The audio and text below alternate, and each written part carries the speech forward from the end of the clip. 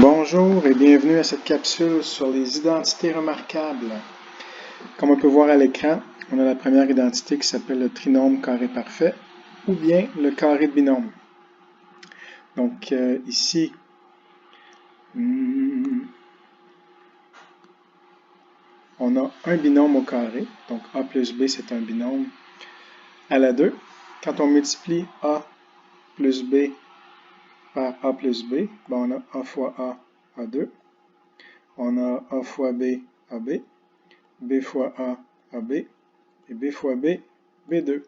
Quand on regroupe les termes semblables, on retrouve A2 plus 2AB plus B2. Donc, tous les binômes au carré vont avoir la forme A2 plus 2AB plus B2. Qu'est-ce que ça veut dire concrètement? Quand j'ai x plus 4 à la 2, ça va nous donner x plus 4 fois x plus 4. Donc, x fois x, x2. X fois 4, 4x. 4 fois x, 4x. Et 4 fois 4, 16. Mais est-ce qu'on aurait pu passer directement du x plus 4 à la 2 au x2 plus 8x plus 16? Probablement. On le voit ici en haut avec l'identité de départ.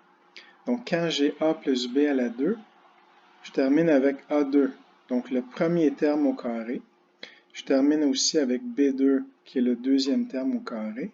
Puis finalement, j'ai 2 fois le premier terme fois le deuxième terme.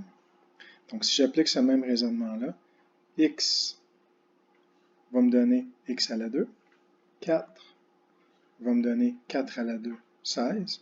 Puis le terme du centre, c'est 2 fois AB, dans ce cas-ci, 2 fois x fois 4, qui donne 8x. Donc, je ne suis pas obligé de faire le calcul au long ici du binôme au carré. Je peux simplement passer de x plus 4 à la 2 au trinôme carré parfait, c'est-à-dire x2 plus 8x plus 16. Si on applique ce même raisonnement-là pour l'autre parenthèse, donc x plus 6 à la 2, on a vu que A va devenir A2, que B va devenir B2. On peut appliquer les raisonnements tout de suite. X va devenir x2, 6 va devenir 6 à la 2, c'est-à-dire 36. Puis le terme du centre, 2AB, donc 2 fois x fois 6, qui va donner 12x. Donc x2 plus 12x plus 6. Donc on est passé d'un binôme au carré à ce qu'on appelle un trinôme carré parfait. Est-ce qu'on peut faire le chemin inverse maintenant? Est-ce qu'on pourrait passer de x2 plus 12x plus 36 au binôme au carré? C'est ce qu'on a dans l'exemple qui suit.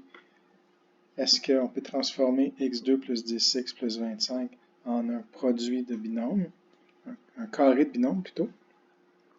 Donc, j'ai passé de x à x2 quand j'ai développé la parenthèse au carré. Si on veut faire le chemin contraire, comment je vais passer de x2 à x? Je vais faire la racine carrée du premier terme. La racine carrée du premier terme, x2, ça me donne x. Ensuite, comment je suis passé de 36 à 6? C'est aussi la racine carrée. La racine carrée de 25, ça va me donner 5.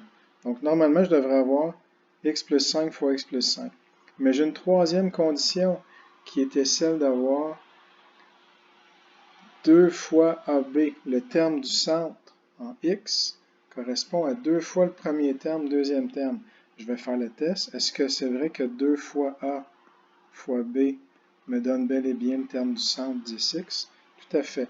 Donc, je peux conclure que x2 plus 10x plus 25, c'est x2 plus 5 au carré.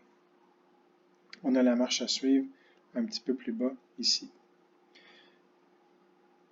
Un autre exemple. 4x2 plus 24x plus 36. Donc, si je veux avoir la parenthèse au carré, je vais faire la racine carrée de 4x2 qui est 2x. La racine carrée de 36 qui est 6. Binôme au carré, donc la même parenthèse qui se répète. Mais il y a une troisième condition, on l'a mentionné 2 fois déjà. 2 fois A fois B doit me donner le terme du centre. 2 fois 2, 4, fois 6, 24, 24x. Donc, on a effectivement 24x ici. On peut donc conclure que 4x2 plus 24x plus 36, c'est égal à 2x plus 6 à la 2. Dernier exemple, 9x2 plus 20x plus 25. Si je veux trouver le binôme au carré, la racine carrée du premier, 3x. La racine carrée du dernier, 5. Puis, est-ce que 2 fois A fois B me donne effectivement le terme du centre? 2 fois 3, 6, fois 5, 30. 30x. Oh! C'est donc dire que je ne peux pas trouver un binôme au carré qui va me donner 9x2 plus 20x plus 5. Donc, c'est important de respecter les trois conditions. Première condition, la racine carrée du premier, la racine carrée du dernier, puis 2ab, donc 2 fois le premier terme fois le deuxième terme, qui va me donner le terme central. Et voilà!